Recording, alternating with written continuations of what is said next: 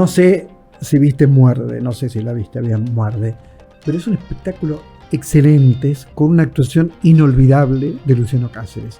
Y viaja permanentemente con Muerde, sé que lo podés ver, no estoy diciendo algo que no te puede pasar, que es encontrarte con Muerde. Donde sea, anda a verla. Luciano Cáceres, ¿cómo va? Muy bien, muy contento con este nuevo espacio que tenés y como bien dijiste, con Muerde, viajando por todos lados. Incluso Siempre, Estados Unidos. Incluso Estados Unidos. Hicimos Miami, Nueva York y Los Ángeles. ¿Y qué pasó? Y fue espectacular. Primero se agotaron todas las entradas, mucha comunidad latina, muchos hispanos no parlantes que a la salida estaban emocionadísimos. De alguna manera, ahí, viste que cada público conecta con algunas lecturas de la obra. Lo que sucedió en Estados Unidos, mucho con el sentirse diferente y no encajar. Toda esa comunidad latina, que por más que tenga papeles, que por ahí ya tiene descendencia, o algunos nacidos incluso, siguen siendo los latinos, claro. El argentino, el boliviano, el paraguayo, claro. Siguen siendo los diferentes y distintos. Y de alguna manera, eso es una de las vetas de Muerde, ¿no? Contar la historia de un ser distinto, de un diferente.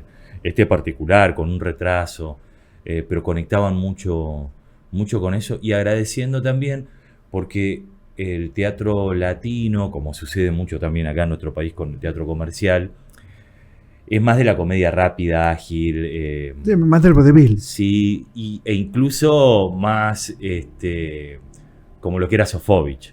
Claro. O la revista latinoamericana. Claro. Entonces ver obras de texto, drama de alguna manera, los sorprendió. Muchos fueron a ver al actor conocido porque nuestras obras audiovisuales se ven por toda Latinoamérica, películas, series y las novelas se han visto en otros países y te conocen, más allá de los argentinos.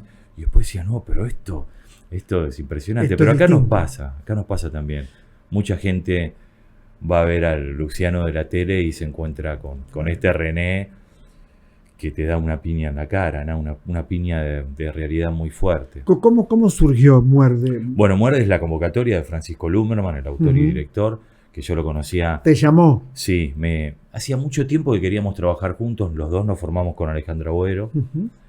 Él es más joven que yo, tiene 42, yo 48, parece mucho más joven porque viste que claro. Es pequeñito, pero engaña.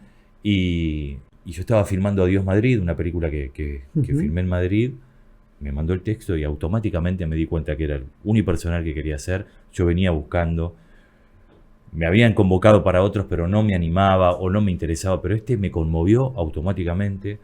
Me vino una primera imagen, que esto ya te lo conté, de mi madre trabajando como asistente social en las villas, en los barrios carenciados, y yo cuando no tenía colegio la acompañaba y veía a los chicos de mi edad con moco, y entonces le decía, pero mamá, ¿por qué tienen moco? Bueno, por eso se le dice mocoso, pero ¿por qué ellos tienen moco y yo no? Porque vos tenés una mamá presente que está todo el tiempo limpiándote. Y esa fue la primera imagen del abandono naturalizado que sufre este personaje. Un personaje que fue abandonado al nacer y abandonado por su padre a los 10 años en un taller de carpintería de ataúdes, que una vez al día le llevaban comida, y ahí quedó suspendido en esos 10 años. Por eso se vuelve retrasado este pueblo, ¿no? Se vuelve hombre físicamente, pero con la mirada de un niño. Esa inocencia que no está cargada de prejuicios, que no puede ver la maldad del mundo. Poéticamente y realmente, o sea, y se vuelve un distinto, un diferente en este lugar. Una obra ahí que como bien sabés, y vos la viste, surgió para un teatro independiente, el Teatro Moscú, teatro de 70 localidades. Teatro chico. Y ahora estamos Me contaste que hicieron 1000 personas. Sí, en Mar del Plata 2 funciones en el Auditorium, que volvemos ahora en Semana Santa. En Mendoza también para 1002 localidades. Ya pasamos a teatros grandes y la obra creció para bien. Y además esta comunión directa que tiene el personaje y el actor con el público, por ahí en una sala chica, la experiencia era fuerte y obviamente emocionante, pero dejaba al público un poco más tieso. Al ser poquitos, genera como inhibición. Pero en las salas grandes está ya la parte de risa, porque la obra también tiene esos momentos de ternura y de ingenuidad que despiertan risa en la platea, y después los momentos de llanto, y eso se se magnifican. Es hermoso. Y después todo el miedo que tenía, Osvaldo, que yo no te voy a negar, de estar solo en el escenario, me di cuenta que tengo buenos compañeros que son los espectadores, ese público de teatro que conecta y que milagrosamente en estos miles de años desde que existe el teatro, van a ser cómplices de algo que está sucediendo ahí, ¿no? Un día determinado, a una hora determinada, sean muchos o pocos, se ponen de acuerdo para compartir este ritual, que es de los pocos que quedan todavía y que son activos y fundamentales para la tarea que hacemos. No, y es el cuerpo a cuerpo, ¿no? Es así. Y que se hace igual que hace 2500 años. Sí, es maravilloso. Actor es maravilloso. Y público, ¿no? Viste que se habla mucho de la pérdida de los rituales y sobre todo con la pandemia. Y hay un fervor enorme en el público, más allá de la situación económica que obviamente manda y muchas veces frena, pero hay un activismo del público de teatro que lo agradecemos un montón. El teatro es mágico, ¿no? Hace poco estaba en Grecia, entonces lógicamente fui al teatro donde se estrenó Antígona, Edipo Rey, y me saltaban las lágrimas. Es que es imposible. ¿Por qué? ¿Qué te pasa? Y no sé qué me pasa.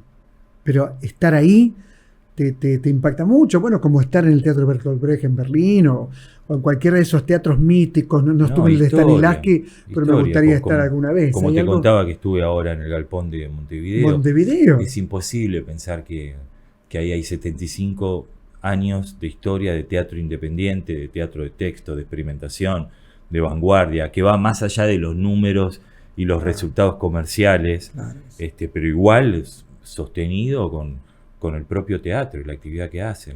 Ahora has hecho grandes autores, ¿no? Grandes autores. ¿Te acordás de Tennessee Williams, por ejemplo? Sí, Tennessee Williams. Y vos fuiste muy fanático de mis puestas de René Poles. Excelente.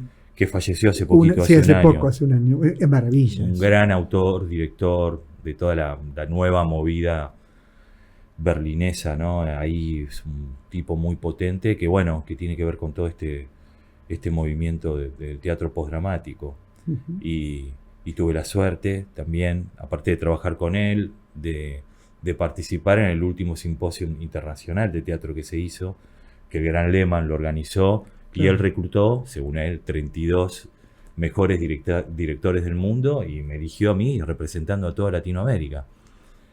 Lehmann mismo. Lehmann mismo. Y fue increíble. Él ya estaba convaleciente, Lehmann. Sí, estaba muy mal. Yo estuve con él acá en Buenos Aires. Sí. Porque estuvo en Buenos Aires. Estuvo en Buenos Aires, yo lo conocí acá. Sí, y él, ya estaba mal. Y él me llevó y fue enorme para mí poder participar con esos 32. Y yo estuve en la mesa principal con Poles y otros directores alemanes.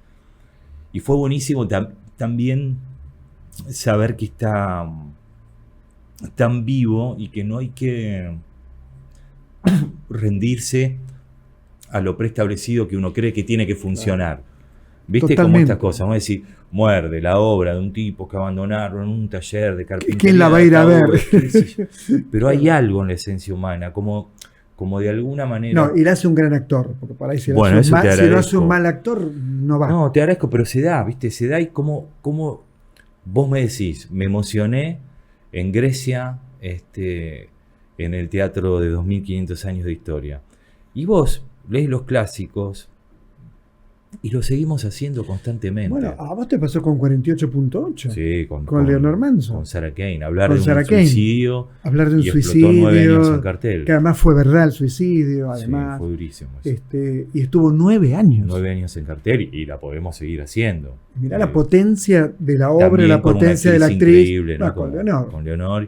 Y fue la primera vez que la dirigí. Y también esas cosas que tienen los grandes, como Leonor, que fue y buscó un director joven para esto. No nos conocíamos. No se conocían. No, Leonor agarró, fue a ver 2 obras que yo dirigía. Criaturas de aire, que vos también viste. Muy buena, muy buena. Y Paraísos Olvidados también, sobre el texto de Lampedusa que vos viste. También. Estamos hablando hace 20 y pico años. Sí. Y ella dijo, vení, que me llamó por teléfono, hay una obra que quiero que leas.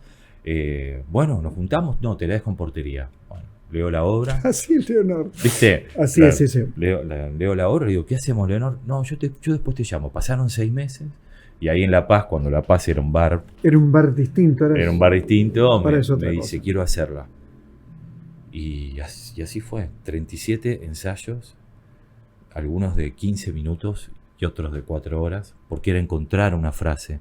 La obra es muy poética y ya desde la escritura aparece una partitura, hojas en blanco. Ella decía, un montón de palabras en una página no tiene sentido, pero una palabra en una página, la adecuada, la contundente, la que da la piña, ahí está el drama.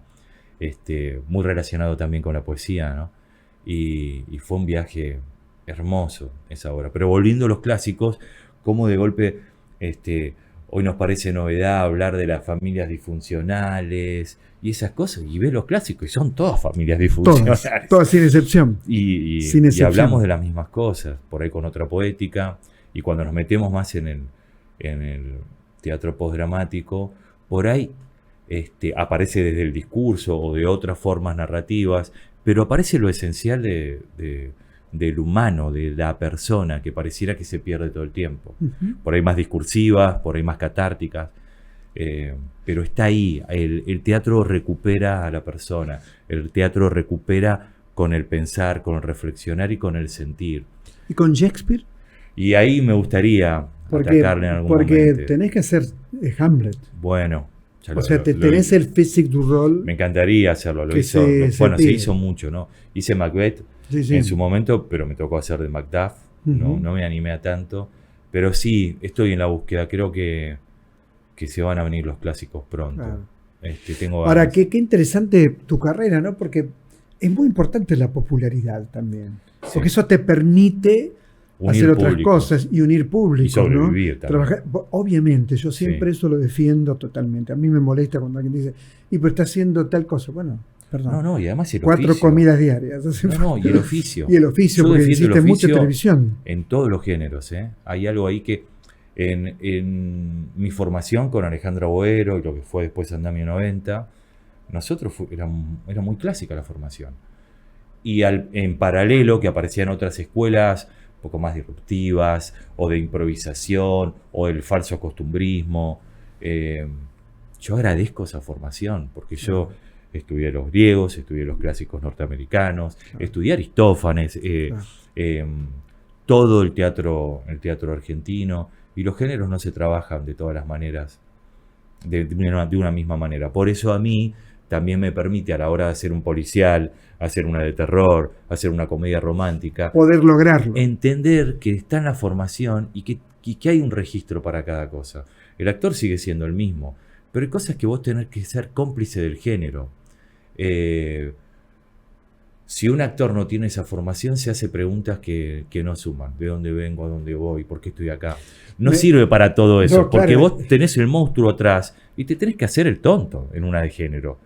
Porque vos sos cómplice del libro y eso el espectador ve el monstruo. Vos no, por más que estás ahí, estás con tu compañero actor que hace de monstruo, tenés que hacerte el que no lo ves cuando todo el mundo diría, pero si está ahí. Está ahí. Pero es parte del género que me participe de esa manera. Mucho cine. ¿Te acordás del Hijo? El Hijo, hermosa película de Sebastián Schindler. Y laborar con Joaco también, que nos conocemos de pendejos. ¿Hay alguna preferida tuya, en una película preferida? Y Gato Negro para mí fue fundacional ahí como actor. Yo creo que me recibí como actor de cine con esa película. En Gato Negro. Y contar 30 años de historia de un personaje, todo el monte tucumano y lo que significa históricamente la industria azucarera, lo que ha pasado en nuestro país desde los 60 para acá, con todos los gobiernos. Y ahí entendés. Yo cuando me llama para hacer la película, debo confesar que yo iba a ser el antagónico, que después hizo Luis Luque. Uh-huh. Y de un día para el otro me dice la directora de casting, el director quiere que seas vos, pero ¿te pondrías ojos marrones? Digo, ¿pero por qué ojos marrones? Porque él quiere que sea de ojos marrones, ¿pero por qué? Entonces hablo con el director y digo, ¿pero por qué no hay tucumanos de ojos celestes? En el monte no, me dice. ¿Vos estás seguro? Llévame al monte. Bueno, voy al monte y ahí descubrí el monte tucumano, que yo no lo conocía, que bueno, estuvimos juntos ahora hace poco en Tafí, pero cuando voy a un lugar, una casa por kilómetro, y apareció una señora toda maquillada de colores, porque venía la gente del cine, ¿viste? Y que apenas me vio dijo, ¿has visto? tiene los ojos de colores como algo atípico en el lugar. Y ahí entendí que este personaje no podía tener. Pero ¿y cómo tenías ojos marrones? ¿Qué haces? Me pusieron lentillas. Te ponen y puedes actuar con eso. Y es una, sí, tiene su complejidad, pero te acostumbras. Y después ver todo lo que es el laburo del ingenio de la caña de azúcar, lo que es entrar al monte. Vos entrás al monte y no sabés dónde está el arriba, el abajo. Está la exuberancia que se vuelve de noche, de día. Es muy potente, y la cantidad de oxígeno. Y ahí entendés como de golpe parte de lo que fue la lucha armada se podían esconder ahí adentro, y como pasa en toda Latinoamérica, en ese tipo de paisajes. Bueno, en ese viaje a Tafí del Valle me pasó una cosa impresionante. Me llevaron al Pozo de Vargas. Sí. Y por un tema generacional, ¿no? Yo soy de esa generación. No, pero conozco perfectamente. No, ya sé que lo conocí, pero yo no pude. Me puse a llorar. Es muy fuerte lo que ocurre. Es muy fuerte. Y la cantidad de capas y de cosas. Bueno, cuando Tafí Viejo, cuando inauguras la primera sala Mercosur de la Argentina, yo soy el padrino de esa sala en Tafí Viejo. Qué bien. Y cuando me eligen en la era Macri, me eligen como padrino y me invitan la gente de Tucumán a esto, quieren pasar una película mía. Y entonces dice, no, vamos a pasar Las Ineses, que es una película más fresca para la familia. Dije, no, en Tucumán hay que pasar Operación México, la historia de Chucho Valenzuela. Muy bien. Y fue buenísimo lo que ocurrió con eso, y también sirvió para hablar de la historia particular y del Pozo de Vargas y otras tantas historias que tiene ahí. El Pozo de Vargas es un lugar donde arrojaban a los que ellos consideraban subversivos, guerrilleros, los tiraban a un pozo. Y se descubrieron ya 140 y pico de cuerpos que por supuesto eran desaparecidos, ¿no? Una locura. Muy impactante. Y lo mismo sucedió con el tema de Gato Negro, cuando vos vas a las trilladoras de la caña de azúcar, con la excusa del mito del familiar, porque las provincias tienen esos grandes mitos. En Tucumán está el familiar, que es este perro que supuestamente hacía desaparecer gente, el perro el familiar. Pero en la época de los militares también se usaba la excusa del familiar, se lo tiraba a la trilladora y chao, no está más. Cambio de tema, me acordé de Lo Inevitable, ¿te acordás? Sí, película particular, Lo Inevitable. Pero hace mucho, yo no la tengo clara. Es una película de un director muy joven, que por suerte tuvo la participación ahí de Eduardo Pinto en la fotografía, y es una película muy cerrada, se viene el fin del mundo, pero en realidad es una excusa de una secta, y hay un tipo terriblemente fiel y ahora me acordé cuando la contaste. Y conmovido con eso, en donde si hay uno que se tiene que sacrificar para hacer verosímil esta idea del fin del mundo, va a tomar partido, y mi personaje se vuelve el monstruo de la historia en función de decir se viene el fin del mundo y tener estos fieles ahí. ¿Tenés idea de cuántas películas hiciste? Y 30 y pico, 40, sí. No, y en España también. En España 4. 4.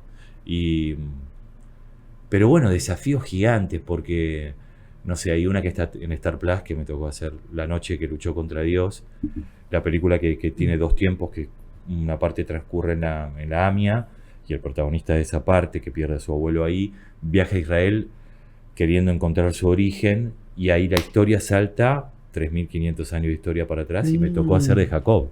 No. El Jacob de la Biblia, hablando en hebreo antiguo, Osvaldo. ¿Hablando en hebreo antiguo? Sí, lo aprendí obviamente por fonética, claro, con asesoramiento del rabino Marcelo Polakov, que además participó de la película. Y filmamos en Jerusalén, y tuve la suerte con mi laburo de estar en ese lugar tan increíble que no se entiende, no lo puedes entender. Sí, una ciudad maravillosa. No puedes entender lo que pasa ahí, y el fanatismo religioso y esas diferencias milenarias. Es durísimo, y en una tierra tan pequeña y tan áspera al mismo tiempo. Yo he estado en lugares donde convivían muy bien, en centros culturales, árabes con judíos, convivían muy bien. Te estoy hablando de muchos años atrás. Ahora está convulsionado el tema, obviamente. Pero sí, yo me acuerdo ahí, bueno, este mismo Marcelo Polakov tenía como un triángulo ahí con la iglesia católica y la musulmana, laburando en toda la comunidad. Que es lo que debe ser, para digamos, eso, sí. Convivir, ¿no es cierto?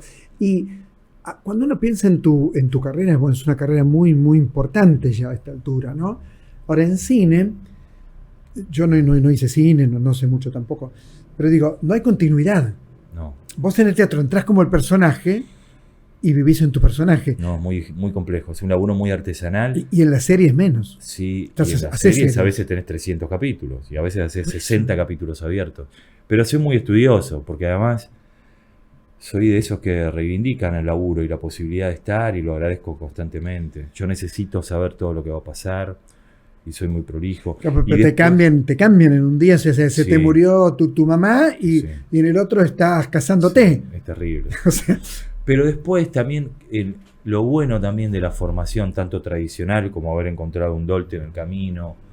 claro, con Javier hiciste varias mucho, obras. 7 horas, y una codirigimos, Automáticos. La felicidad, me La acuerdo. felicidad, 4 de óptico, bueno, estuve en la puesta del de Macbeth.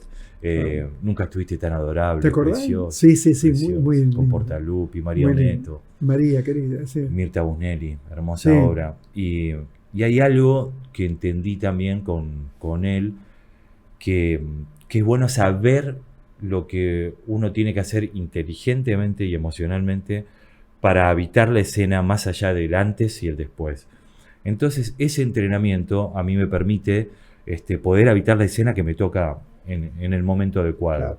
Claro. Y después entendí, gracias a otro director de una de las primeras películas que fui protagonista, que fue Garúa, de Gustavo Corrado, Garúa, director del Armario, por ejemplo. Me acuerdo, muy buena.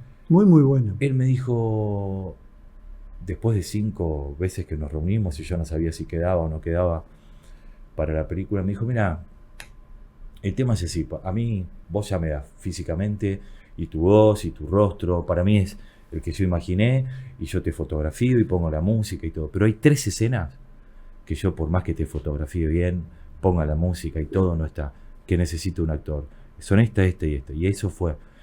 Y entender eso también a mí me hizo entender el oficio del actor, que muchas veces hay que solo estar. Claro. A veces uno construye un comportamiento y eso. Y hay que solo estar y laburar para sabiendo el tipo de plano, que no es lo mismo estar cruzando una calle que se te vea en un paisaje entero, a estar en un detalle de la primer mirada. plano, claro. Entonces saber que ahí uno va graduando las energías y después el arte de esperar, como dicen todos los grandes. Yo hice, por ejemplo, una película que se llama Fermín, Las Glorias del Tango, una linda película que a mí me toca hacer los flashbacks de Héctor Alterio. Y yo acepté la película porque quería ver cómo laburaba Héctor. No te puedo creer. Y yo me iba y yo me sentaba a ver, claro. pero no solo cuando estaba la cámara encendida. ¿Cómo se bancaba la espera? Un tipo grande que ahora es mucho más grande todavía y está por estrenar una obra, leí. Lo vi acá en Buenos Aires. Ahora está ensayando una obra nueva, 95 años. ¿Pasó los 90 ya? Sí, una maravilla. Mirá Héctor, y eso, viste, poder aprender de los compañeros y de estos tipos que nos han enseñado tanto con los resultados que vimos. Y yo tuve la suerte de ver ahí un poquito de la cocina.